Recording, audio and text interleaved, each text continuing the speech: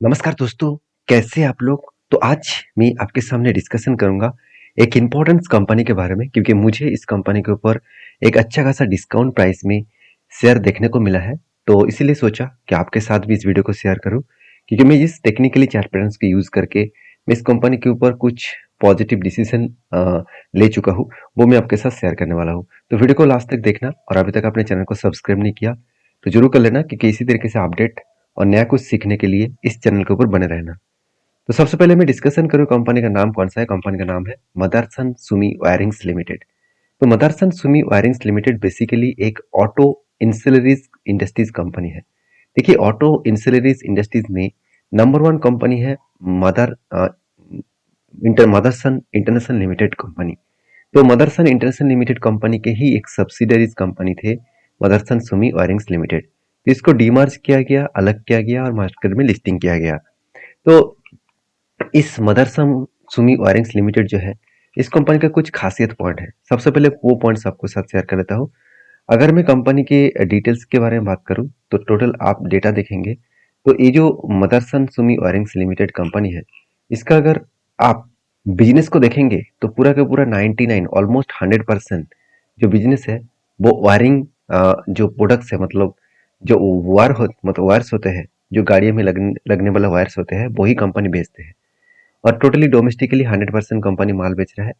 और इस कंपनी के जो 40% शेयर है, 40% मार्केट शेयर है, और वो भी इस वायरिंग इंडस्ट्रीज में। आप खुद ही देख सकते हैं यहाँ पे। चलो मैं एक बार आपको दिखाई देता हूँ। देखिए कंपनी बता रहा है कि 40 जो वायरिंग मतलब जो प्रोडक्ट है इस इंडस्ट्रीज में 40% मार्केट शेयर इसी के पास है। तो सोचिए किसी भी कंपनी के अगर 40% मार्केट शेयर है तो उसमें एक मतलब हमेशा एक पॉजिटिविटी तो होगा ही क्योंकि उसमें ग्रोथ तो आपको हमेशा दिखेगा। तो बेसिकली जो मार्केट कैप है 29,000 करोड़ के आसपास इसका मार्केट कैप है। और कंपनी के देखिए वैल्यूएशन थोड़ा सा हाई हो चुके हैं। इसके कारण भी कंपनी के शेयर में एक प्रेशराइज बनेगा। आप देखेंगे चार्ट को, अगर देखेंगे पी रेशियो को देखेंगे तो पी रेशियो हाई चला गया था 2022 में 63 के आसपास और 2023 में 60 के आसपास। और आज कंपनी का पी रेशियो जो है वो लो आकर हो चुके हैं 41। मतलब जो प्रीवियस इसका लो था 41 के आसपास 2022 में, वही लेवल में आ चुके हैं। मतलब इसका एवरेज पी रेशियो के भी नीचे चल रहा है। तो एक पॉजिटिव पॉइंट है क्योंकि कंपनी खुद के एवरेज पी रेशियो के अगर नीचे चले तो वहां से रीबाउंस करने का वो कोशिश करेंगे। क्या सचमुच रीबाउंस कर रहे हैं, वो भी मैं आपको दिखाऊंगा। उससे पहले कंपनी के कुछ और पॉइंट्स देख लेते हैं। जैसे कंपनी के कर्जा ना के बराबर है, इनकम अच्छा खासा हो रहा है, आरओसी आ रही है आपको बेस्ट तरीके से देखने को मिलेगा।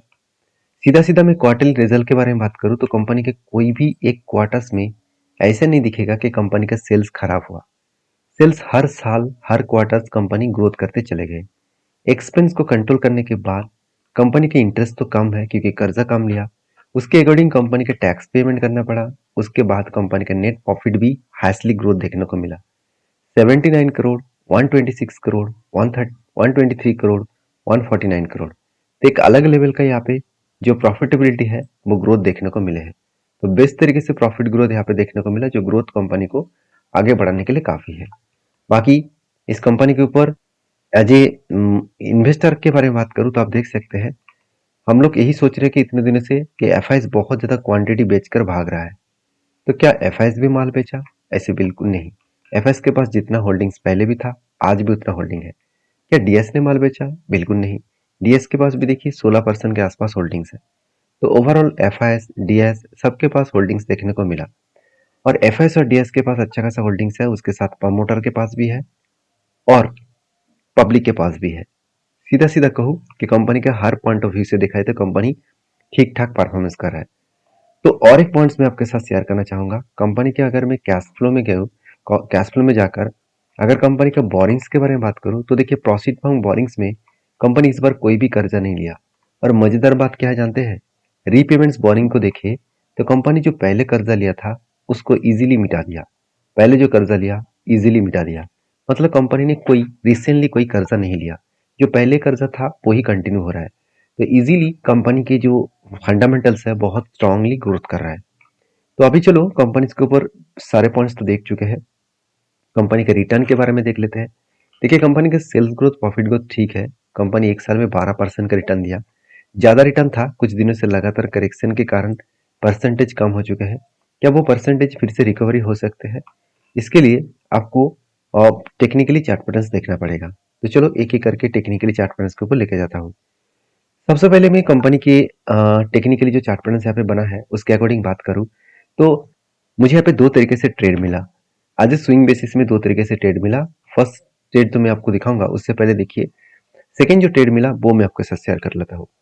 देखिए मैंने जब आरएसआई स्ट्रेटेजीज को फॉलो किया, तो अगर आपको आरएसआई स्ट्रेटेजीज पता नहीं है मैं किस तरीके से आरएसआई को यूज करता हूँ, आप में मेरा प्रीवियस वीडियो जाकर देख सकते हैं।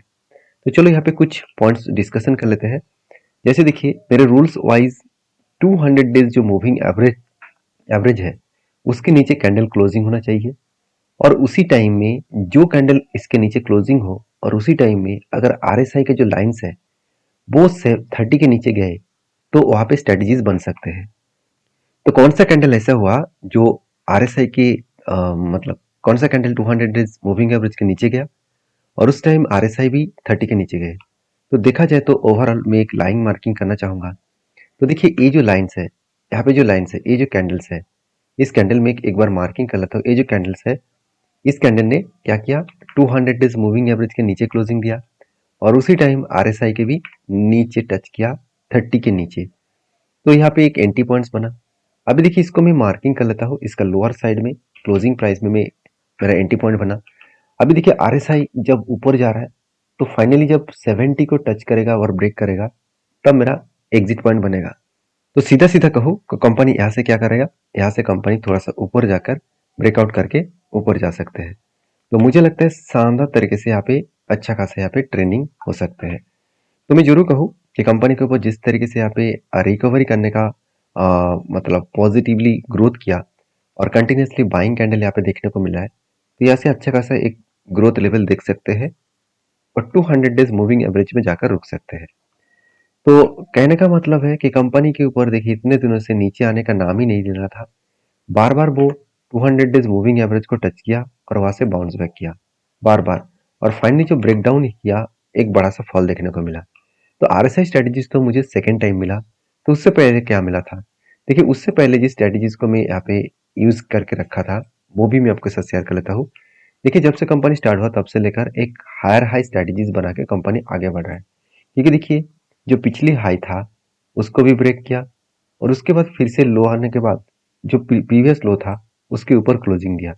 मतलब लो अगर ऊपर बने और हाई अगर ऊपर बनता रहे तो ट्रेंडिंग जो है वो कुछ इस तरीके से बनते चले जाएंगे। तो यहाँ पे कंपनी इसी तरीके से आगे बढ़ेगा। तो इस हिसाब से कंपनी के ऊपर चार्ट क्या बना है वो भी देख लेते हैं। अगर मैं ध्यान से इस चार्ट को देखूं तो यहाँ पे शायद आपको कुछ ना दिखे, मगर मैं टेक्निकली चार्ट पैटर्न्स को ओपन कर दूं तो आपको कुछ इस तरीके से डेटा देखने को मिलेगा। जैसे देखिए यहाँ पे एक हाई हुआ था, यहाँ पे भी बहुत सारे हाई हुए, तो इसके अकॉर्डिंग कंपनी के ऊपर क्या बना, एक बड़ा सा कप बने और उसके अकॉर्डिंग दोनों ही यहाँ पे छोटा सा हैंडल पैटर्न बने। तो आप इस तरीके से पैटर्न्स को ढूंढ सकते हैं। जहाँ पे टॉप मार्किंग कर लेना, जहाँ जहाँ पे टॉप मार्किंग हो रहा है उसको मार्किंग कर लेना, उसके बाद उसको पैटर्न वाइज यहाँ पे ड्रॉ कर लेना। तो मैंने इस तरीके से ड्रॉ कैसे किया, चलो एक बार मैं करके भी आपको दिखा देता हूँ। सबसे पहले आपको ड्राइंग टूल ढूंढना होगा। देखिए यहाँ पे लेफ्ट साइड में ट्रेडिंग व्यू में बहुत सारे ड्राइंग टूल्स हैं। आप ट्रेडिंग व्यू को मतलब रजिस्टर कर लेना आपके ईमेल एड्रेस से, फ्री ऑफ कॉस्ट है, सारी चीज़ आप फ्री ऑफ कॉस्ट ही सब यहाँ से ले सकते हैं। तो देखिए यहाँ पे ड्राइंग टूल्स के हिसाब से यहाँ पे कार्प ऑप्शन एक दिखेगा, इस कार्प ऑप्शन में चले जाना और उसके बाद फर्स्ट पॉइंट के ऊपर क्लिक करना और सेकंड पॉइंट के ऊपर क्लिक करना, और बीच में देखिए यहाँ पे जो डॉट दिख रहा है इसको आपको लास्ट तक खींचना है जहाँ पे इसका लो था। तो इसी तरीके से आपको हैंडल भी बना लेना है। और फाइनली इस तरीके से जब पैटर्न्स बनता है तो मैं काम कैसे करता हूँ, तो मैं इंतजार करता हूँ जब भी इस लेवल को ब्रेकआउट करे किसी भी कैंडल से स्ट्रांगली वॉल्यूम के साथ और उसके ऊपर कोई कैंडल क्लोजिंग दे, तो जब भी कंफर्मेशन मिले मतलब फर्स्ट कैंडल यहाँ पे ब्रेकआउट एंड सेकेंड कैंडल मुझे ब्रेकआउट कंफर्मेशन चाहिए। देखिए सेकेंड कैंडल का मतलब है सेकेंड कैंडल ही देगा, ऐसे कोई गारंटी नहीं है।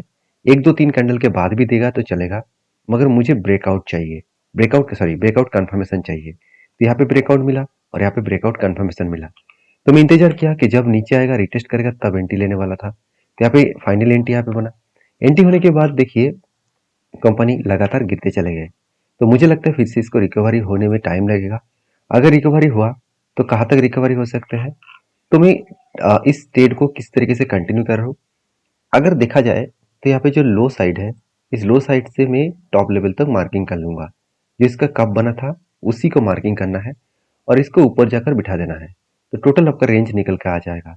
तो मेरा जो रेंज निकल के आया वो 36% के आसपास है। तो ओवरऑल 97 के आसपास देखने को मिला।